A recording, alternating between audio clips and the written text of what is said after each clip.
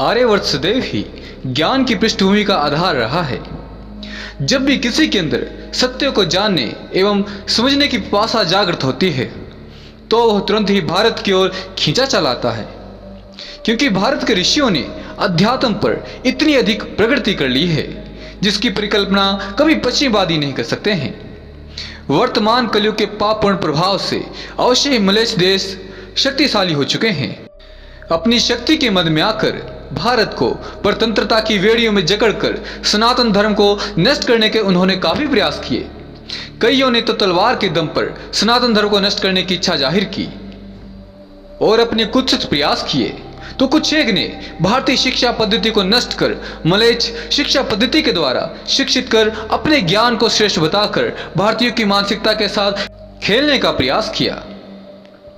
परंतु शायद उन्हें यह ज्ञात नहीं कि उनके पंथ के संस्थापक भी वास्तविक ज्ञान की प्राप्ति हेतु उन्हें भारत ही आना पड़ा था। जी हाँ, मैं बात कर रहा हूं यीशु मसीह के विषय में।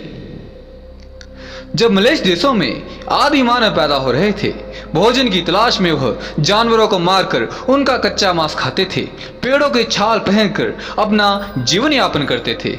उस समय भारत में वास्तविक ज्ञान का उद्भव हो चुका था। भारत में राजा महाराजा महान विध्वंसक अस्त्रों शस्त्रों के ज्ञाता बनकर इस सनातन धारा को सुसंस्कृत करने में लगे हुए थे।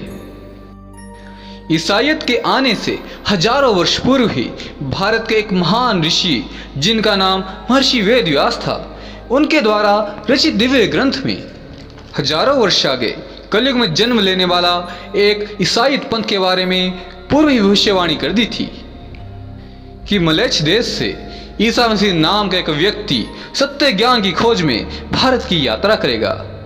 हालांकि मैं इस विषय पर पूर्व ही वीडियो बना चुका था, परंतु अभी नए नए धर्म परिवर्तित हुए डुप्लीकेट ईसाई मेरा विरोध करने में लगे हुए थे।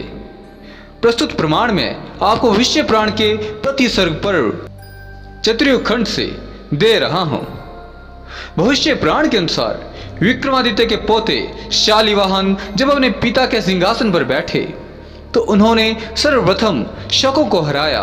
इसके पश्चात उसने अपनी विजय पताका सीना, टिटिरी और बहीकोस के लोगों पर फहराई।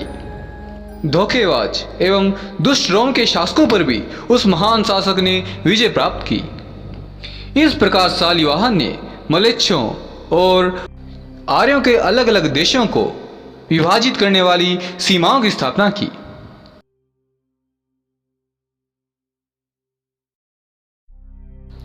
एक समय की बात है, शकों का सिपह सलार हिमातुंगा की ओर गया। वहां हुण देश के मध्य में सरोवर के पास का क्षेत्र पश्चिम तिब्बत में कैलाश पर्वत के समीप तपस्यारत शक्तिशाली राजा ने एक शुभ व्यक्ति को देखा जो एक पहाड़ पर रह रहा था। उस व्यक्ति का रंग सुनहरा था, वस्त्र श्वेत थे। उस व्यक्ति ने स्वयं को ईश पुत्र कहा। उसने आनंद से उत्तर दिया कि मैं एक कुंवारी मां से पैदा हुआ हूं। मैं मलेच्छों के धर्म का प्रतिपादक हूं और मैं पूर्ण सत्य का कड़ाई से पालन करता हूं। राजा ने पूछा, आपके धार्मिक सिद्धांत क्या हैं? शालिवाहन के प्रश्न सुनकर ईशपुत्र ने कहा, हे राजा, जब सत्य का विनाश हुआ मैं मसीहा अपान जनित लोगों के देश में आया था जहां कोई नियम कानून नहीं है। मलेच्छ देशों में फैले हुए बर्बरों की उस भयानक अधार्मिक स्थिति को देखकर मैंने भविष्यवाणी को अपनाया है। हे राजन, मलेच्छ देश में जीवन अच्छे एवं बुरे प्रदूषण के अधीन है। उचित आचरण एवं जप के प्रदर्शन का सहारा लेकर मन को शुद्ध करना चाहिए। हे मनु के वंशज, उस अचल भगवान की पूजा अर्चना करनी चाहिए। हे पृथ्वी ग्रह के रक्षक, मेरे हृदय में सर्वोच्च भगवान के शाश्वत शुद्ध एवं शुभ रूप को रखते हुए मैंने इन सिद्धांतों को मलेच्छों के अपने विश्वास के माध्यम से प्रचारित किया और इसी तरह से मेरा नाम ईसा मसीह हो गया। भविष्य पुराण में इस घटना का जिक्र विस्तार पूर्वक किया गया है, परंतु मैंने इसे संक्षिप्त रूप में आपके समक्ष रखने का प्रयास किया है। शालिवाहन और ईसा मसीह की मुलाकात मानसरोवर कैलाश के पवित्र क्षेत्र में हुई थी।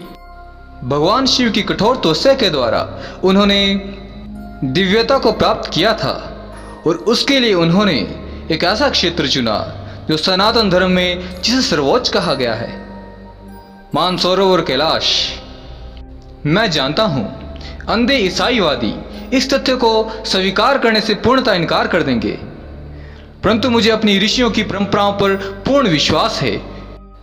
मुझे गर्व है ऐसी ऋषि परंपरा पर जिन्होंने भविष्य में घटित होने वाली प्रत्येक घटना का 6000 वर्ष पूर्व ही भविष्यवाणियां कर दी थी, जिसे आज से 2000 वर्ष पूर्व जन्मी ईसाईयत समझने में असमर्थ है। वो क्या जानेंगे सनातन धर्म को, उसकी दिव्यता को, उसकी शक्ति को। उसको पहचानने के लिए, जानने एवं समझने के लिए दिव्य चक्षुओं और आध्यात्मिक चक्षुओं की आवश्यकता होती है।